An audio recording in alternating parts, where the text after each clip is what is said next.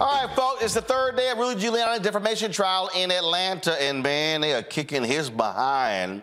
The judge has already made it clear to defame him. Now they're trying to figure out what the damages are. Of course, he made false claims about two former Georgia election workers. This morning, a Northwestern professor and social media expert testified that Giuliani's claim that had significantly harmed these two women. Based on her analysis, Humphrey said it will cost them $17.8 million to $47.8 million to fix the damage caused by Giuliani. He's expected to take the stand as early as tomorrow. A judge ruled this year that Giuliani, former mayor of New York City, who was Donald Trump's attorney, that he defamed Ruby Freeman and her daughter, Wandrea Shaye Moss, by baselessly accusing them of election fraud. A jury is going to decide how much he must pay Freeman and Moss for the damage he caused to their lives. And Suzette, I hope they bankrupt his ass. Every dime. Sir, we talked about this on Faraji's show today on The Culture, and I made my stance very clear.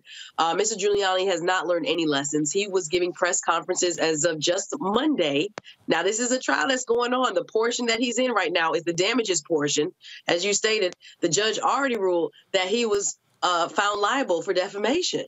And now here he is on the stump in front of reporters just this past Monday, still repeating the same the same lies, and then saying stay tuned as if there's more evidence to come. He doesn't get it. He's himself in such jeopardy, and the judge has been very up in arms with his attorney. Judge Barrow has been, U.S. District Judge Barrow has been admonishing his attorney to get your client in order. If he gets on the stand and starts spewing the same nonsensical, fallacious, and damaging information that he's been doing for the last 3 years, it would just, it's literally him shooting himself in the foot. I just don't understand it.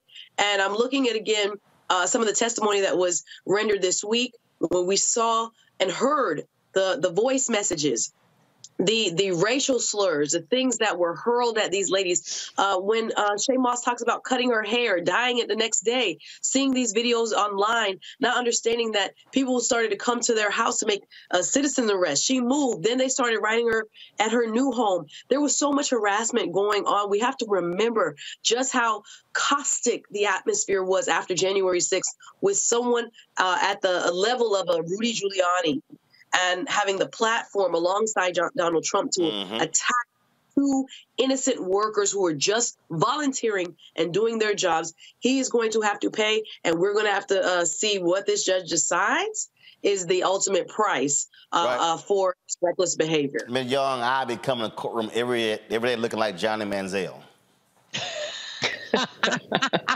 You know what? I hope they do, honestly. If you think about how how he endangered these women's lives, right? I mean, it's not even, the harassment is one thing, right? The sort of toll on one's mental health.